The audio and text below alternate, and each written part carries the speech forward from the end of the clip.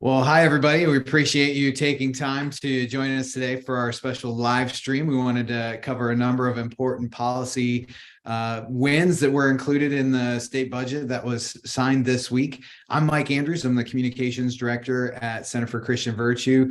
You've already heard from President Aaron Baer and Policy Director David Mahan giving each other a hard time, and we expect plenty more of that over the next 45 minutes to an hour.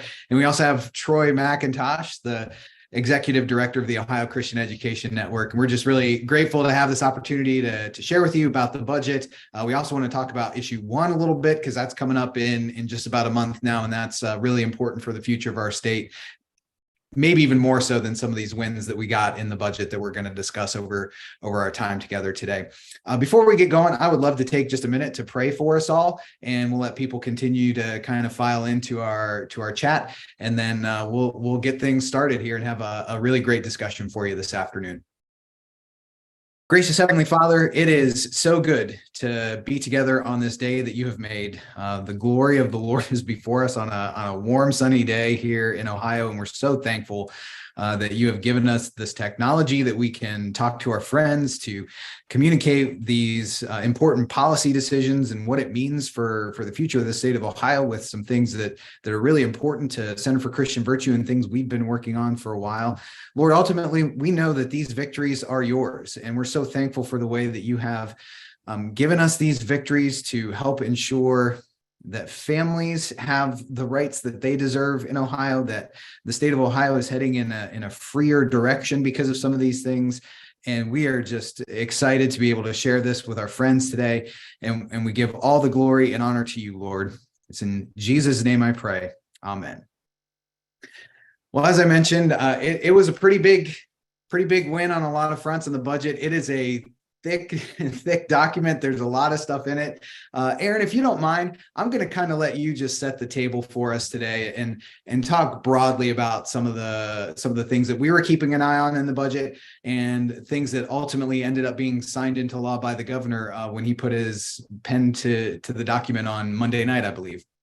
Yeah, Mike, this has been a budget that we have sort of had our eyes on at CCV for a number of years. And just for quick Ohio politics or Ohio government 101 for everyone, the way this process works here in Ohio is that the General Assembly, your state house members, 99 state house members, 33 state senators, every 2 years, they have to pass a state budget. And by law, they have to get it done within the first 6 months by June 30th. Of the new session, and the session's last 2 years. So these first 6 months of the year are crucial for the state, but also for organizations like us that want to see good public policy advance. Really, upwards of 70 to 80% of the work that's actually done at the General Assembly is really in the budget. That's where the vast majority of the policy gets set. This is the biggest thing that we're going to do, that your state lawmakers are going to do. It's their most important vote in many ways when they go to the General Assembly, when they go to hold office. And so this process, as we have been talking about things like the backpack bill, this budget cycle was really the one we have been targeting at. Like, we need to make very, very significant advances for school choice in this budget. And that's what, we're thrilled to say. We'll unpack it more with you, that we were able to do that. We had made some massive progress, especially on the school choice front, but also on another number of other very important issues as well. And we'll unpack some of those as well. Let's start with school choice. And Troy, if you don't mind, I'm gonna give this one to you right off the bat. Can you just give us a broad overview of the Ed Choice expansion that we got in the new budget? Yeah, it's a great question. And I think as Aaron hinted at, we made some significant progress in the area of education freedom for Ohio's families. It wasn't everything we wanted, just to be fair. For those of you who are familiar with the backpack bill that we had been advocating for and had been working closely with our joint sponsors, Marilyn John and Reardon McLean on, we didn't get everything that we had wanted in backpack bill. And I'll try and unpack that a little bit, but we got a lot of it. And it's significant enough that it is going to make a real difference in the lives of tens of thousands of Ohio students and families. And so we're excited about that. So to give you a little bit of a broad overview, just a brief explanation of what the backpack bill was and what we'll continue to advocate for in backpack bill. That was calling for the establishment of an educational savings account program. And that would be an account, essentially like an HSA. A lot of you are familiar with this. It would set up an ESA in the name of a student that the state would fund every year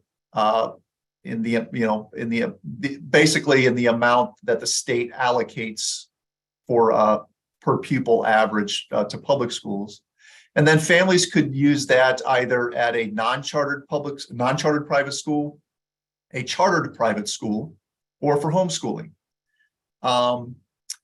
The General Assembly went a little bit different direction, and instead of adopting the backpack bill's ESA platform, they chose instead to expand the current EdChoice platform. And that's a good thing. The EdChoice platform works. The one of the downsides to it is it can't be used at non-chartered private schools, and it can't be used for homeschoolers. So we still have some work to do in those two areas.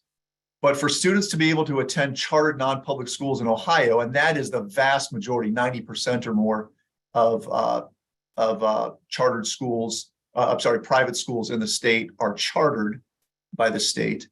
It's a big win. And families now will be able, every family is eligible for some level of scholarship. Okay, the backpack bill would have funded every student the same amount. That's another one of the things we have to continue to work for. But right now, if you are a family whose family income is 450% of the federal poverty level or below, for an example, for a family of four, that equals $135,000.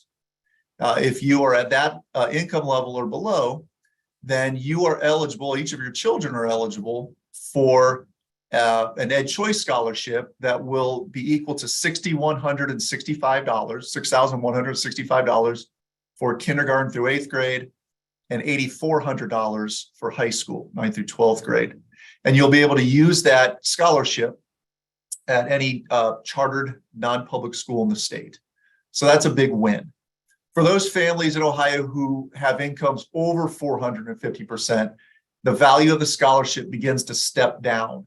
So between 450% and 500%, it steps down about 15 to 20%. And every 50% above the poverty level above that, it scales down a little bit more, all the way down to the highest income level in Ohio, 750% of the poverty level and above gets about a $650 to $900 scholarship.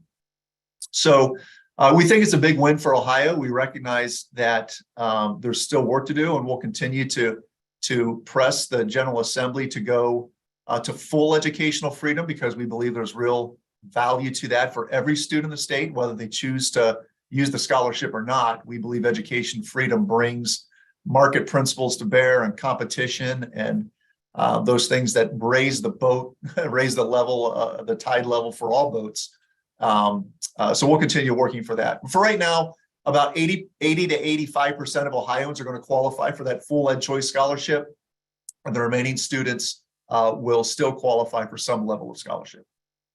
And Troy, I think it's worth mentioning too, the full values that you mentioned, those dollar amounts actually increased as part of the budget too, correct? They did. So the budget increased the EdChoice scholarship amount about 12% over last year. So that was another big win for parents as well. And let me ask you too, Troy, when you talk about some of the value added of continuing to push for backpack bill and those elements that we didn't quite get to in this budget, but things that we want to continue to see, what's some of the value of having full backpack, and why CCV and OSIN are still prioritizing getting a full backpack bill done in the state of Ohio? Well, the primary issue is because without the full backpack model, you lose some of the competitive market forces that we believe will drive innovation and improvement in education. There is no doubt we're in an educational crisis in Ohio. If you look at the most recent standardized test scores on the NAEP exams, for example, the nation's report card, it revealed that 2/3 of Ohio 8th graders do not read at a proficient level, and 3/4 of them do not do math at a proficient level.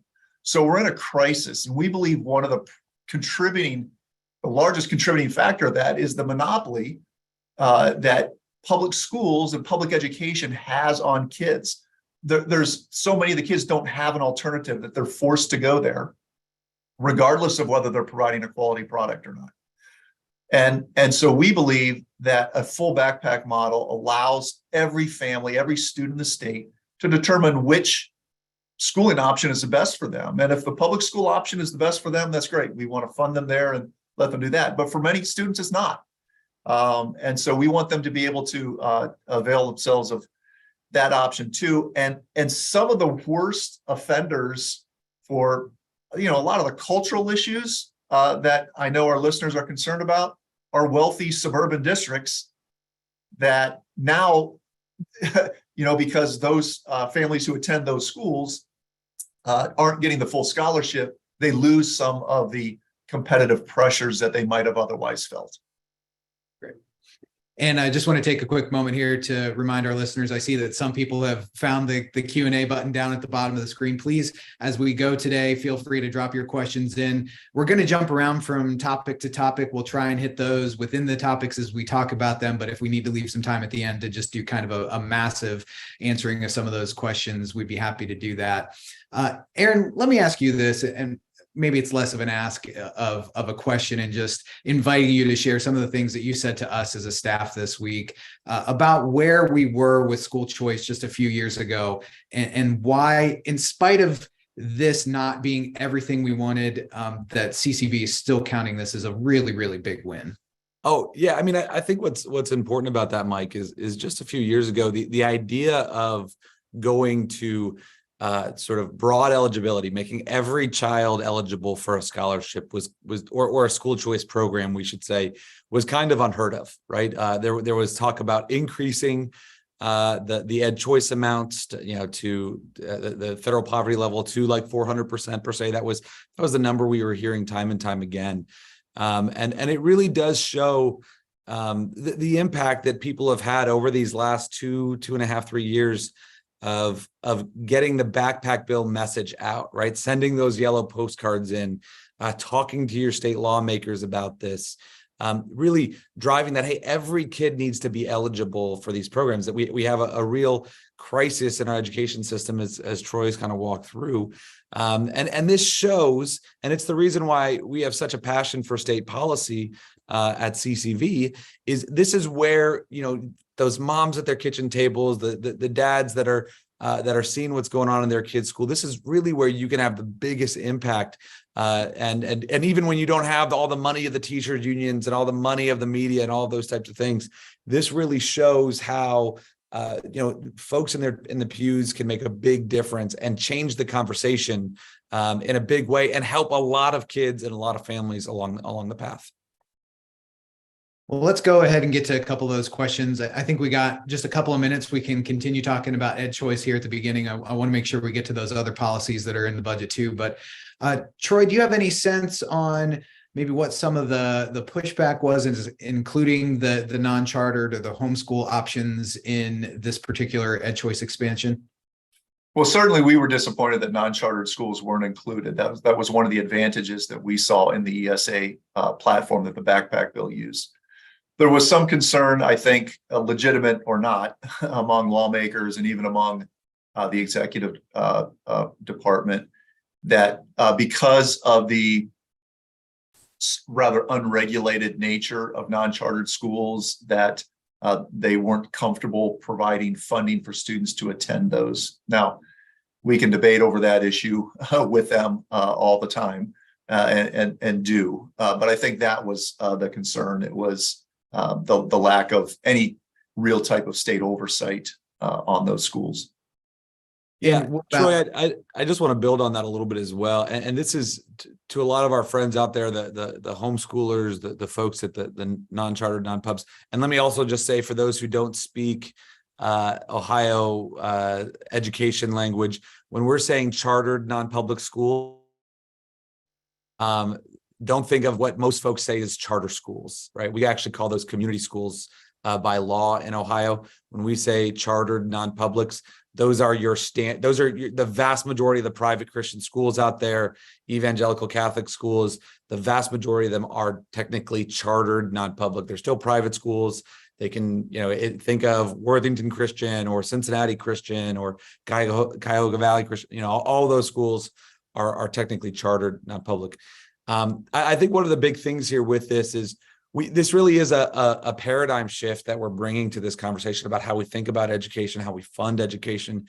And so, what really matters in the road ahead as we continue to try to get to true educational freedom and really reform the system in the way it needs to be done. We need to get those homeschoolers. We need to get those non-chartered, non-pubs. Those families need to show up at the State House with us and meet with their lawmakers and show the quality education that kids are getting, and why it's so important that we need to expand these programs, this access. It's going to take a while, right? It's a major shift in the way we think about things. But the good news is you have states like Arizona who have done this now. You have a number of other states who have done this, that we're going to be able to show, hey, look, this is happening. And you're seeing students thrive. You're not seeing abuses. You're seeing things work out really well. And that's just going to be a part of the process, right? Yeah, and for those who do attend non-chartered non-publics, we were able to receive an increase in the state income tax credit for tuition payers there. So they removed the $100,000 maximum income requirement. So now any family that pays tuition at a non-chartered non-public is eligible for the tax credit. And the tax credit was raised from $500 to $1,000 for those under $50,000, and from $1,000 to $1,500 for everybody else.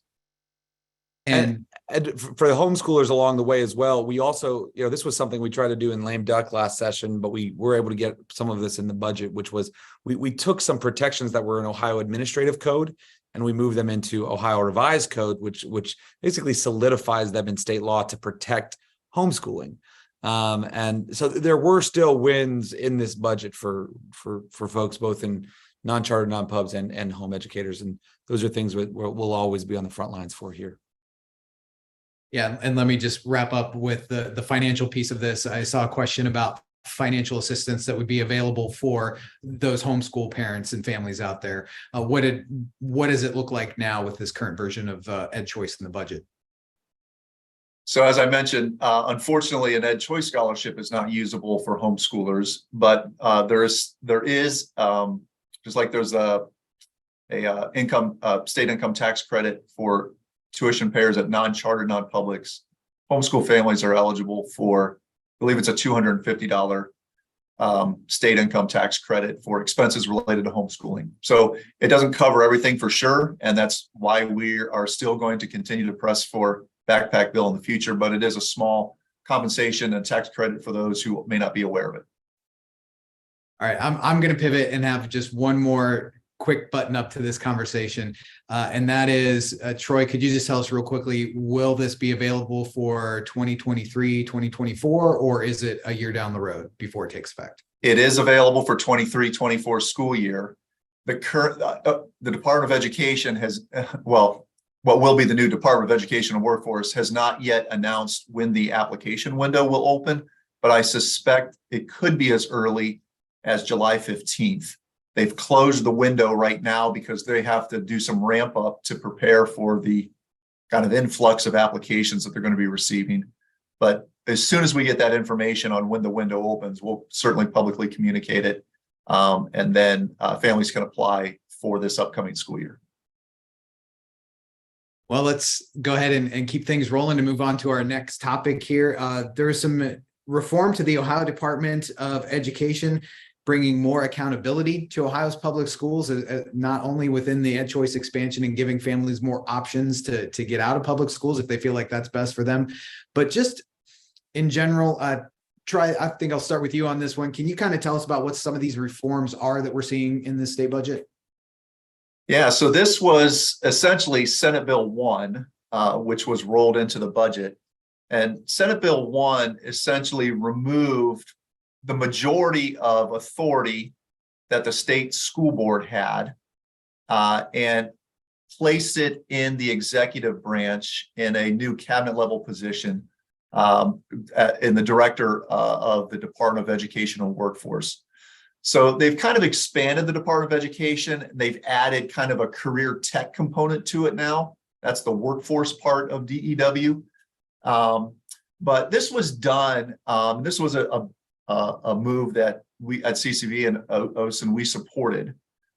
This was done because of the bureaucratic layers that the old system had really prevented any type of efficient management style. It was well known around here that the Department of Education was one of the least efficient government executive departments.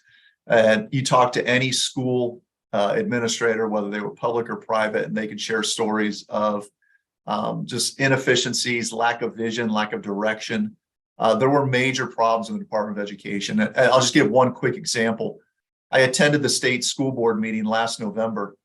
And at that point, they were, I believe, 16 or 17 months into not having a permanent superintendent. Now, the Constitution gives the State Board of Education one job, essentially, and that's to hire a superintendent.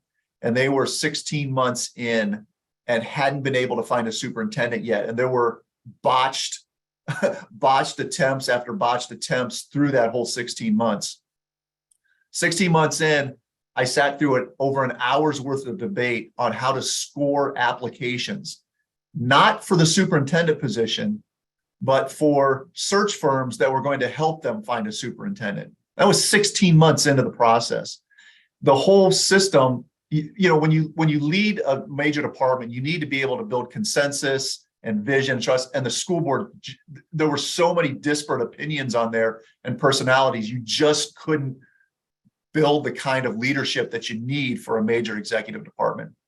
So the school boards will still exist. It just has some lesser responsibilities, and the bulk of the vision casting and leadership for education policy in Ohio will now reside in the director of education and workforce. And that position will be appointed by the governor and approved by the Senate. Mike, I'm going to get a lot more, as we do around here, I'm going to get a lot more political here now than Troy gave the technical reasons why we needed this. A lot of the politics behind this are significant because, first and foremost, because you had this big school board with pretty significant responsibilities that no one knew who was representing them, and that the teachers unions had really gotten strong control of. You had a Ohio Department of Education that had completely run amok, right?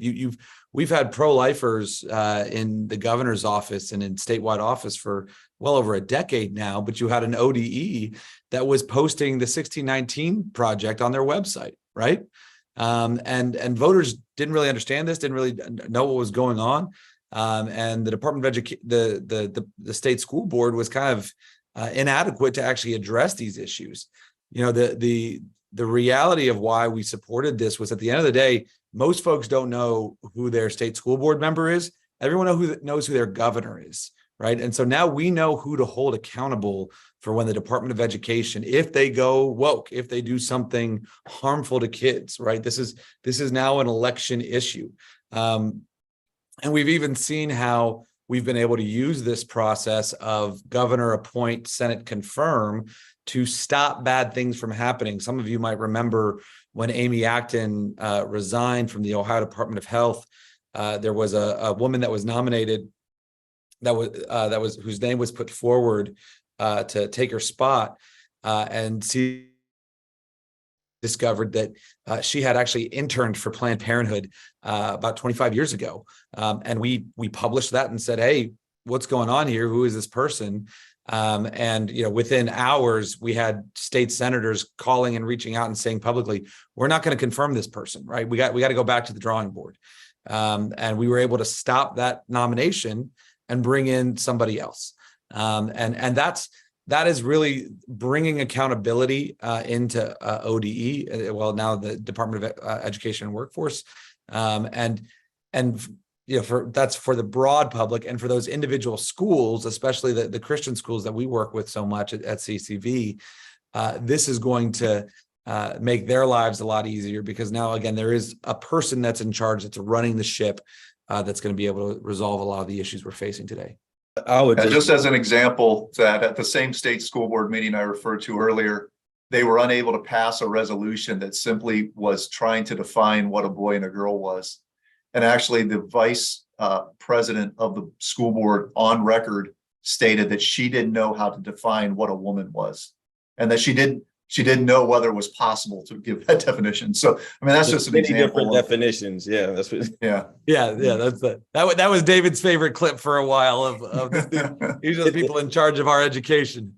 It's still one of my favorite. I got another one now from the House of Representatives now, from the state reps now. But I would just throw my hat in and say that I'm very excited about the raising the attention of education now that it is kind of under the the governor, right? So now all of these education issues that we all struggle with, that many parents are really grieved at. I mean, for some of these kids, it's not just about CRT. It's they can't read. 33% of kids can't read. It's not safe to walk to school nor to walk to class. You talked about suicide ideation. It's just these, unless you have sat in a classroom in the last 10 years, and I'm not talking about a classroom visit, but I've sat in classrooms for an entire week all over the country, across the state. It is hard to really understand how truly bad it is. And I'm really excited now during the governor's races that now, to much larger extent, who we elect as governor is going to hinge in large part on education in Ohio, that individual will be responsible, that's the buck stops there. If these rates, graduation rates, reading proficiency scores, math proficiency scores, if they do not improve, it's on the governor, period. And some people came to me and said, Dave, well, okay, if we've got a decent governor right now, what if we get a governor who's really crazy, who's really left wing? Then we'll have exactly what we have right now. Yeah. A really crazy left wing group of folks, who are running the education for so many of our kids, and enough is enough. That's right. Good job answering a question in the Q&A at the end there, David, without me having to tee it up for you. I appreciate that. But I think that does go along with one follow-up question I wanted to ask, because it's part of the discussion that we had when SB 1 was, those debates were taking place over across the street in the State House. And that's just this idea of, is this actually better to have this as an appointed position versus an elected position? And I know that even some people that agree with us on 95% of things disagreed with us that we shouldn't make this an appointed position, that this should be something that people have a voice on. And I think we just had some really good conversations internally about that it's worth at least sharing some of that insight on this call today. Yeah, the bottom line there, Mike, is that accountability requires awareness. And the bottom line is this state school board had really been operating. And I'm not even saying that this was intentional. I'm sure they would love for, the local news to broadcast their every meeting, but there's only so much bandwidth your average voter has. We have a hard enough time trying to get people to be aware of what's happening at the State House, let alone at another elected body. And so sometimes what ends up happening is that we create layers and layers and layers of bureaucracy that sounds good and say, hey, look, we have accountability here. But the reality is people only have so much bandwidth, right? And so with this governor appoint, Senate confirm process now, we have true accountability in this process. And by the way, we actually have a system that has somebody in charge. That was the other thing that really made the Department of Education unique and such a disaster, is that you had both the governor, would appoint some of the state school board members, and then there were the elected state school board members, and they would appoint the the superintendent. And so really what you end up having was both the governor at times the governor would point at the state school board and say, well, those guys don't have control of ODE, and the state school board elected members would point at the appointed members and say those guys are the reason why this is happening. And ultimately you had no accountability. And the end result would be you'd have Christian schools getting shaken down by ODE over tuition issues and things like that. Or you'd have the 1619 project being posted on their website and nobody knew who do we call to have them take this down, right? I mean, it really, or you had a superintendent who thought, hey, it actually isn't so bad for schools to be closed for 18 months in the middle of COVID, right? I mean, those issues we, in large part because you had a completely unaccountable ODE. The process was so much worse than people realized. And this is, from the most practical sense possible, this brings more accountability to the department, to the education process in Ohio than we've ever had in our lifetimes. And to the last question, I know I saw one question on there as well. The state school board still has to exist. It's a constitutional entity. It just has much fewer, much less issues it has to deal with now. Most of those are now going to be dealt with by this new department. And maybe not so much a question as something worth pointing out. There truly are some good people on the state school board who are doing some great work. And I see a comment here from Jenny Kilgore who mentioned some of the work that like John, Diana, Brendan, and others did. And certainly we were very appreciative of that and want to make sure that we make that perfectly and abundantly clear, but also trying to acknowledge that they were kind of hamstrung and handcuffed by the system that they were working within. That's right. That's right. Well, let's go ahead and move on to yet another one of these big policy wins that we saw in the state budget. And this was one that I think flew under the radar a little bit. It was proposed by Lieutenant Governor John Husted. It's the Social Media Parental Notification Act. And Aaron, would love for you to just take a couple of minutes to kind of explain what that is. And then we'll let David have a chance to jump in. And he's had some great thoughts on that bill and that new legislation that's been enacted that I'd love to get his thoughts on after you just kind of explain what it is. Yeah, the basic line on this is that basically for a kid under the age of 16 to open a social media account, to open an account with most online companies, they'd have to get parental notification, they have parental consent, I mean. And you know, this is one of these things that Lieutenant Governor John Husted brought forward that just makes sense, right? You know, under 18, you can't go and buy pornography, you can't get into a rated R movie. Yet somehow you can create a Twitter account and see far worse than any of those things online on any given day.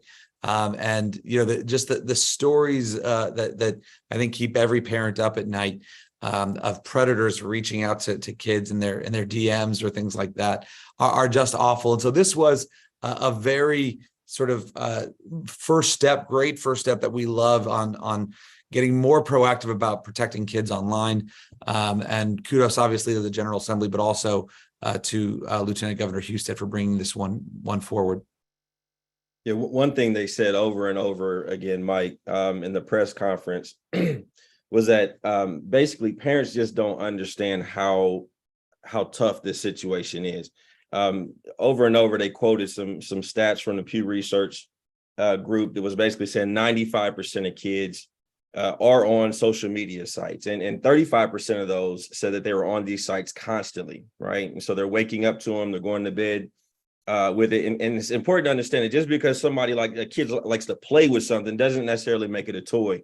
And folks are really kind of stepping back now and saying, wait a minute, like take human trafficking. We've had all these busts over the last couple of years, you know, cracking down on pedophiles in the state of Ohio, not just nationally, but in the state of Ohio. And when you look at, you know, I've done a lot of work in human trafficking. And when you look at the number one way that, you know, some of these predators are recruiting or, you know, getting kids into human trafficking, 11%, only 11% is through abduction. 51% is luring these kids through a promise of a romantic relationship online. And so this is huge, right? And so I love to see the state legislature, the governor's office, I love to see them making these moves to empower parents even to this level. Now, what this will do is like Aaron said, kids under 16. This would apply to them. Their parents would have to sign a digital consent form for their social media usage. But I think that also includes video game platforms, right? And so, we've known that video games are an issue, a huge issue for kids. But one thing that parents don't realize is that a lot of these relationships and connections that are being formed are formed through these video games that that the kids are playing constantly. And the more kids are on these social media sites, the more time they spend on these video game platforms, the worse their health outcomes are, even including suicide ideation and completed suicides. And Mike, I think one of the things that David said that is important to really drill in on is, these social media companies and online gaming platforms and things like that. They're taking the playbook out of the old tobacco industry playbook, which is, if I can get you addicted now, I've got you for the rest of your life, right? And they're very much designing these things to make them addictive, especially for kids. The Lieutenant Governor Husted talked about this. We had a conversation about this when this first came out, which was, you even look at TikTok, for example. There's actually a different version of TikTok in America than what kids can access in China, right? Where the type of political videos, the type of sexual videos aren't accessible. There's actually time restraints that they put on them in China, and it's very clear that what is here in America under TikTok is purposefully harmful to kids, not just in terms of the addictive nature of it, of the sort of quick dopamine hits of short videos, but also the nature and the specific messages they're being groomed with, being targeted with. And so, obviously this is going to be a space. This is a brave new world we're in. We're really experimenting so much on humanity with all this new technology and what it does to us. And so, this is going to be an area that we're going to have to really be looking at more and more on, especially how it impacts kids. Yeah, and I think too, as a dad, beyond these really big picture and I hate to call them extreme situations, but we know that these types of groomings and trafficking do occur, and our social media is a conduit for those. There's just kind of the everyday aspect of this too, where kids are getting bullied at school and now they come home, and if they've got social media accounts, that's just another avenue for them to not have a safe space in their own home or in their own bedroom, where they're protected from this constant barrage of those attacks from their peers, or when they are surfing social media and comparing themselves to other people that they're seeing, and it just fosters depression and anxiety, and that connection has seemingly been out there for a number of years as well. So a lot of good reasons for parents to, number one, the best thing here is for you to be involved in your kids' social media use, but number two, also making sure that the companies themselves are being held accountable and not giving these accounts to kids that, quite frankly, aren't old enough to be able to manage them well. Well, let's jump on to our next topic here, and that is another one that didn't get a lot of fanfare right out of the gate, but Aaron, one that we supported at CCV, and that was the creation of these sort of free speech centers at major Ohio public universities. And the rationale behind it is pretty simple. A lot of Ohio's big public colleges and universities are being very one-sided in the types of ideas that they're putting out there. And now parents who want to send their kids to in-state schools, some of the best and most known schools in the state, through these institutions are going to know that there's at least a lane for divergent viewpoints to be taught. They're not only going to hear one thing, or if they are only hearing one thing, they have a space they can go to get alternate viewpoints. And that's a really good thing for Ohio. Oh, it's massive. And this is going to be, again, this is a planting seeds thing that is going to have great fruit for generations to come. And like Troy mentioned with the creation of the Department of Education and Workforce, this was another bill, Senate Bill 117, that got wrapped into the budget and actually expanded, that we're very excited about. The baseline here is everyone is aware, and there's so much there's so much data. You could go Google it on the one-sided nature of what state public colleges and universities have become, right? But you don't need me to tell you. You don't need to go look, Google that to see that. Yes, indeed, universities are factories right now, and there's kind of two ways of going about addressing that issue right now. One that I'm a particularly big fan of, but is a lot more difficult politically, which is let's start defunding these things. These are state-funded entities, and if they are going to decide to be grooming children and pumping out Marxists, the state doesn't have any obligation to fund Marxist indoctrination. That's a broader conversation, but it is true, and it's something we should have a conversation about. It's something we should continue to talk about and look at. However, there's also another school of thought saying, hey, listen, again, these are the General Assembly, the State Senate, State House. They are the appropriators. They can decide what to fund. And so what they decided to say, hey, listen, we want to see these issues get resolved. That's some of the things that are in Senate Bill 83, Senator Jerry Serino's bill, that are going to deal with some of these DEI issues. Maybe not defund the universities, but prohibit some of these really bad policies. There are some things that we could do there, but we could also try to incentivize and create and fund specific institutes, specific centers at different universities all across Ohio. So like University of Toledo and Miami University and OSU, we can create centers that are really valuing free speech and valuing originalism and what really the Western ideals that made this nation so prosperous and so great. So this has been a project that we're starting to see pop up in different states. Arizona at ASU, University of Florida, University of Tennessee. You're seeing these institutes pop up. No state has gone as broad as we did in this budget by creating 5 of these centers. And it really is in time, if we continue down this path and continue to expand it, what Ohio could really become through our state public universities and colleges is this could be a place where people are attracted. Just go look at Hillsdale College right now, right? I was with some friends whose kids are at Hillsdale. Everybody's desperate to get their kids in Hillsdale. It's growing like crazy because it's one of the few schools that hasn't gone completely woke. Imagine if Ohio became a place where our state public colleges and universities were a place where kids can go and not get bombarded with leftism, get challenged by ideas, get pushed to engage with different worldviews and different ideas, but also have a place where free speech is celebrated and American ideals are lifted up. And that's what these centers will do. And it's going to be a big win for the long term. That's such a great point, Aaron. You can't just have one entire generation of Americans coming out thinking only the same way and not willing to even engage with the opposite side. Like people That's think right. differently. And the purpose of these centers is not to necessarily force those ideas. It's just to give them a space for this conversation to take place, because we live in a society where we're going to have to exist with people whom we don't agree with. And that's right. okay. It's not violence, Yeah. despite what the other side would tell you.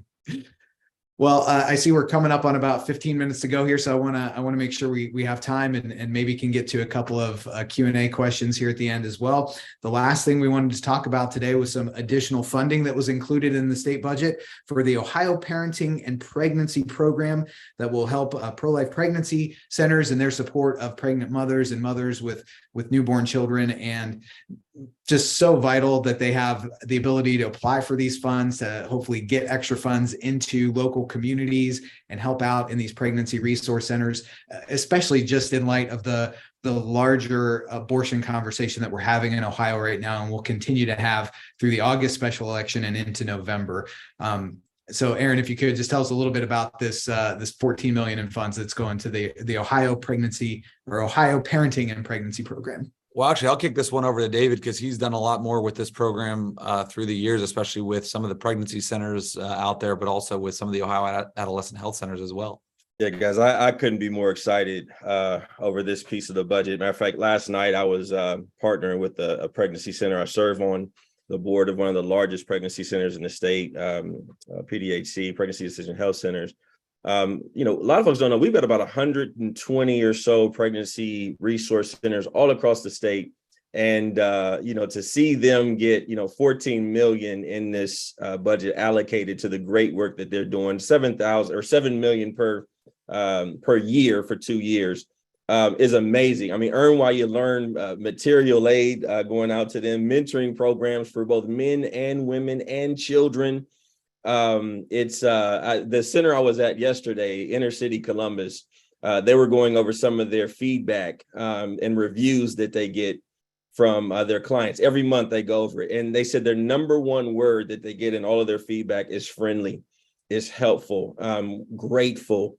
They serve a really rough demographic in inner city Columbus, Ohio. And to have that kind of gratitude and feedback is just it's proof that you can't believe everything you hear. I mean, at a time when you've got Jane's Revenge and you've got pregnancy centers being attacked and city councils, allocating thousands of dollars in smear campaigns, and they just keep grinding on.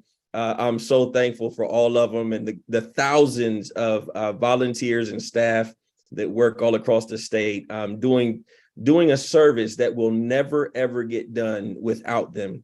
And it is the body of Christ in large part that's doing a lot of that work. And I just couldn't be happier for them.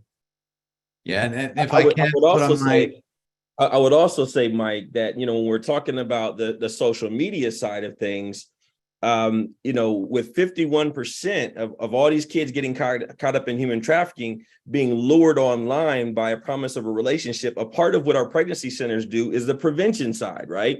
So not just dealing with the intervention side of these pregnancies, but they're trying to prevent these types of pregnancies. They're going into the schools. They're reaching tens of thousands of kids. And so, shout out to Relationships Under Construction, Common Sense Culture, so many that are just doing the work, and this would apply to them as well. Yeah. And I was going to do my typical shtick where I get a little sarcastic and put on my devil's advocate hat here, David, because, the one thing that we hear so easily tossed around by the other side in response to the Pregnancy Resource Center movement is that, these are fake healthcare organizations. They're just trying to manipulate people into not having abortions, and as somehow that would be a bad thing. Can you just talk a little bit more about some of the services and just the amazing work that groups like PDHC and other places like that do to actually come alongside women and make sure that they're supported from the moment they find out they're pregnant, even through birth? Yeah, man, I was kind of going through Psalm 139 last night at the center just to encourage some of the staff there. But you've got nurses, you've got doctors, volunteers coming in, doing ultrasounds for women at the lowest and darkest point of your life. And in the first part of that chapter, it says that when my life was the darkest, to God, he was the light. No matter how dark it is for these women, when they go into these centers, they somehow see the light that you do not have to be at war with your child. They have all kind of opportunities for adoption, and they're kind of like a pipeline for social services in the community. So a lot of the social services that the state offers, they utilize pregnancy resource centers because they know how many people they reach. They know how they are a cornerstone service for the community. And so even the public social services go through them because they love to work with them and how they serve the women and men. Fatherhood programming, parenting programs that you have to earn points in, the ways that you earn points to get some of these material aid resources is by taking these classes and these mentorship programs. And you just have to see it to believe it. But if you or your family, I think we may even had a couple of the Bears working at a local center over there. We're about to print up name badges. They come in so much, but it's their summer. My girl for their summer job are stuffing diapers for the pregnancy center. That's right. Man, they're doing a phenomenal job. But so many of our friends in the community use those centers as an outlet to feed folks, to clothe folks, to educate folks, and make sure that Ohio stays a state that serves the least of these. And that's a great segue into our last topic for today, David, as we get set, as I mentioned, for a special election in August on issue 1 to elevate the threshold to amend the state constitution. That's in advance of, we just found out this week that the pro-abortion movement submitted over 700,000 signatures to the Secretary of State for validation in order to put a constitutional amendment proposal on the November ballot that would then basically remove any and all restraints on abortion in the state of Ohio.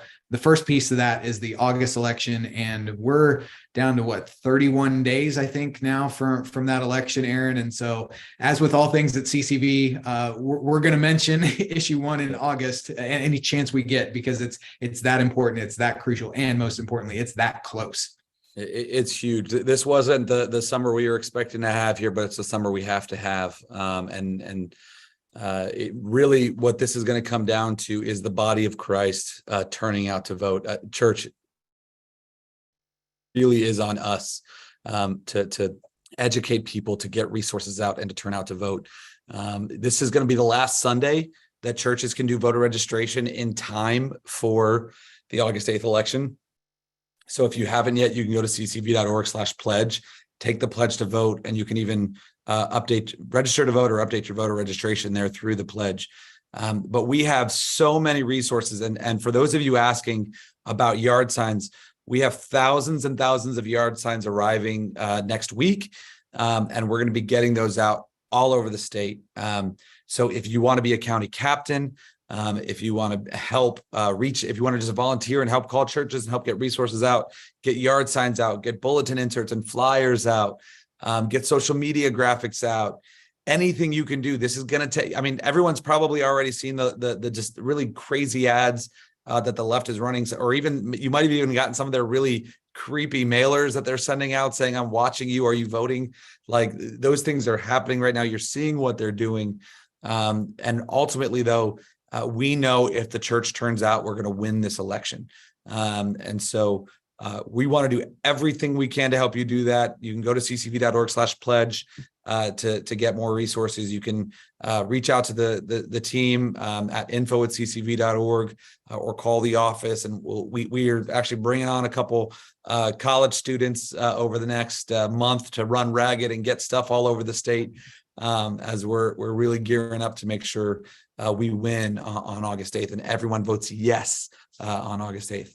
I don't know if you mentioned it, Aaron, but I just want to bring up that early voting starts July 11th. That's right. You can go to your county board of elections and just take a whole bunch of you, and have a speaker come in, talk for 20, 30 minutes, and then just carpool down and vote early.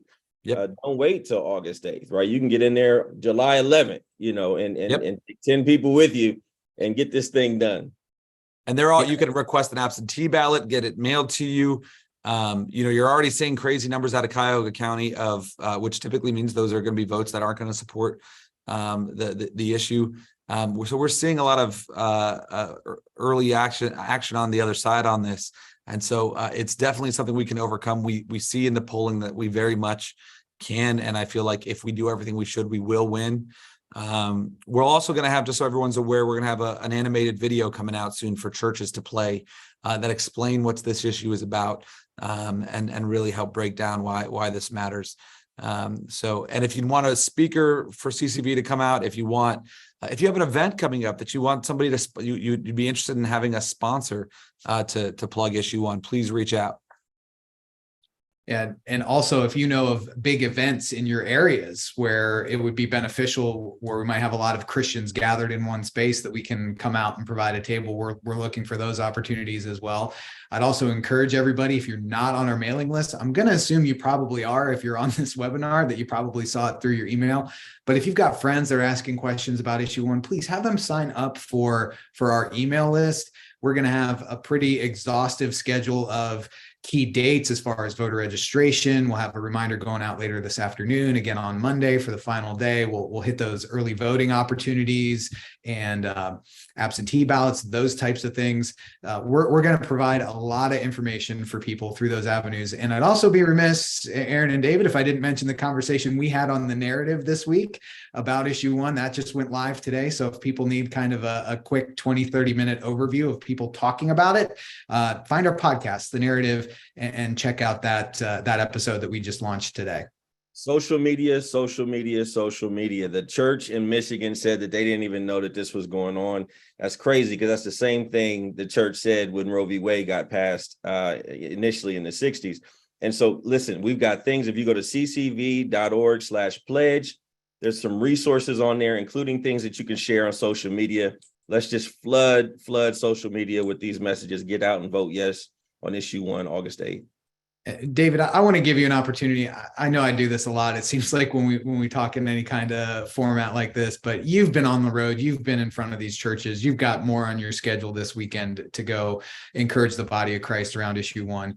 What are you seeing out there, and what's the message that you're bringing to these brothers and sisters in Christ? Listen, bro, I'm excited, man. They are fired up, ready to go. They are pushing us. They are pushing their pastors, pushing their denominations. They are ready to get in the fight, and many of them have been in the fight for a couple months now. Kids as young as 18, 17 wanting to know how they can go knock on doors. Folks are making phone calls. My kids, just my personal kids, are talking about this stuff. And but yeah, they're just really excited. And I don't know that I've ever seen one issue galvanize the body of Christ, black, white, rich, poor, just all over the spectrum. And I'm in all those churches. I'm all over these churches. I'll be in Youngstown this weekend, and Worcester, and or Worcester. How do you say it? I don't know. Worcester, Worcester, where the cows go maa. Wow. Okay, so I'll be there. But listen, if y'all need a speaker, Ruth is out there running around, Aaron's out there running around. Listen, wear us out. Get me away from the State House into the body of Christ where we can get this stuff done. Yeah, please, on behalf of CCV, get David out of our office, ladies and gentlemen. Get him scheduled at your events. Get him out on the road. We would so you need me and love me, Mike. It's true. It's absolutely true, David. Well, we are just about out of time. A couple minutes left. Aaron, is there anything that we didn't cover today that we needed to? I feel like this has been a wide-ranging, a very helpful conversation to get a lot of information to our friends today. But I want to give you the floor in case we didn't hit on anything that we needed to. No, I think that the bottom line here, Mike, is this was. I almost feel bad about how crazy things are right now with this election coming up, because these first 6 months of this General Assembly are incredibly worth celebrating. God has been so good. What came through this budget, the fact that the SAFE Act to ban trans medicine on kids passed out of the House, Save Women's Sports passed out of the House, the Parents' Bill of Rights passed out of the House. I mean, this was an incredible 6 months worth celebrating, worth bringing glory to the Lord and His name for. And we do that we want to celebrate that. But we're also staying ready for this battle we're in right now for August 8th and for what's to come. And so just grateful for everyone's support and know we're going to throw everything we can at this. And with that, I just want to thank Aaron, David, Troy again. Appreciate the time today. This has been really fantastic information. And thank you, everybody, for taking the time to join us today. If you think this would be helpful information for anybody that you know, I do believe that this will be archived on our YouTube page, so you can go ahead and send this around after the fact and hopefully get the word out about all the things we have to celebrate here at CCV and through these first 6 months of the year. Thanks again. Have a great afternoon and